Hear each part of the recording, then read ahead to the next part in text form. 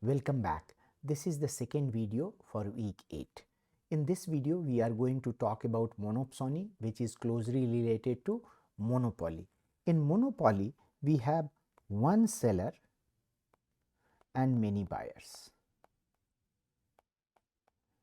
And when we think about it, the monopolist is price maker in the output market, but price taker in the input market. Now we are going to look at a reverse situation, reverse in a way that we have many sellers and just one buyers. And of course, here we are talking about the firm that is buying input, and there are many possible seller of that input. And of course, after buying that input, it converts, the firm converts into output, but in output market it is price taker. So we are talking about here monopsonist and price maker in the input market and price taker in the output market. Where do we see such situation in life? So I have a very special example in mind. Think of an industrial town such as Jamshedpur, Bhilai, which is controlled by one particular company. There are many people interested in working for that company, and they sell their labor to this company. In an extreme sense, this company is the only buyer of the labor, and so therefore this company is the monopsonist. How would its profit maximization function look like?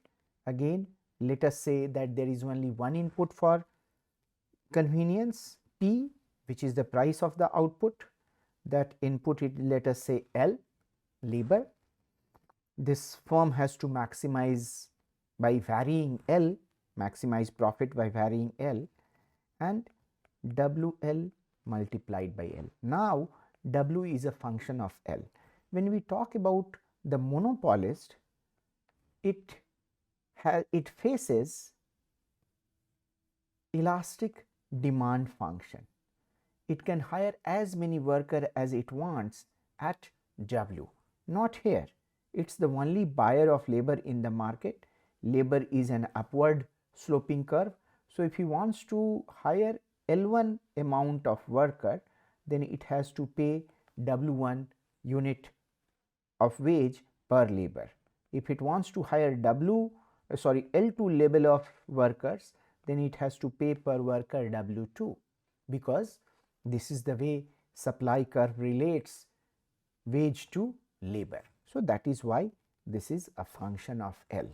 Like a monopolist, it cannot take W as given, it cannot hire as many labor as it wants at W.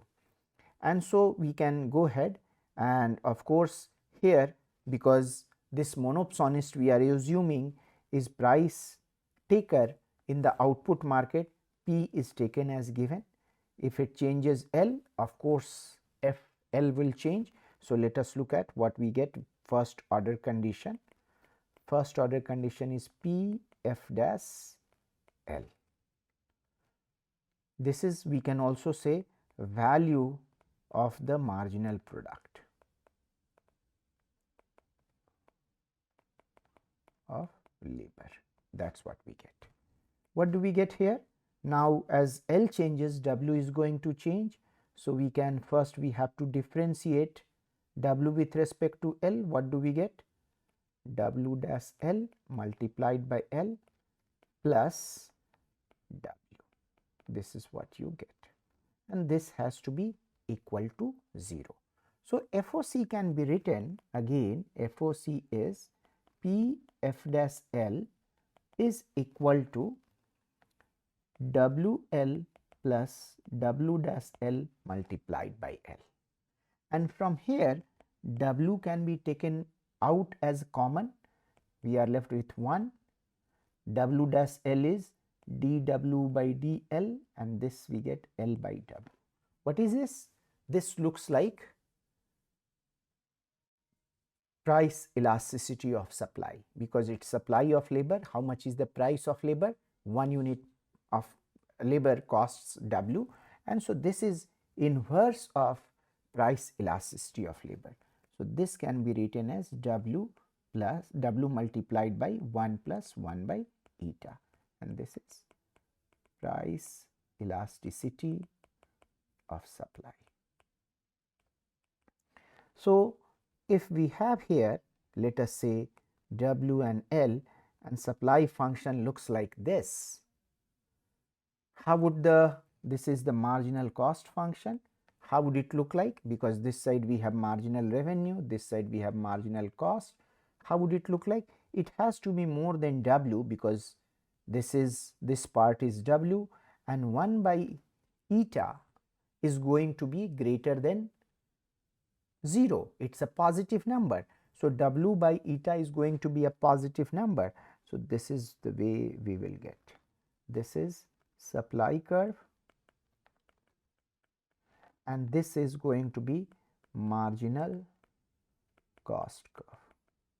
That's the way they look. And of course here we have to bring marginal revenue curve also. Let us say it looks like this.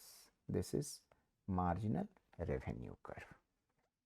Of course at this point MR is equal to MC, so it would determine how many units of labor would be hired by monopsonist. How much wage will be paid? How labor is related to wage rate is labor is related to wage through the supply curve. So this will give us the wage rate W star. So equilibrium quantity is going to be L star, equilibrium wage rate is going to be W star. So if you think about it, it looks very similar as monopolist's case. What do we see there?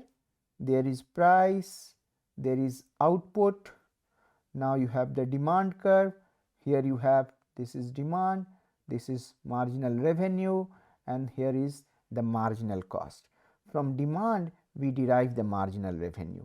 Here from the supply curve we derive the marginal cost curve, and we equate marginal cost curve with marginal revenue. We get the equilibrium amount of labor, and correspondingly each labor has to be paid W star. Very similar situation that we see.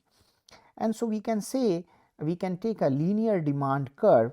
Let us say WL is nothing but A plus BL. How would it look like? It would look like something like this. This is A and this is A plus BL WL, and WL multiplied by L is going to be AL plus BL square. How much is going to be the marginal cost? You differentiate it with L, you are going to get A plus 2 BL. This is the curve we are going to get as marginal cost.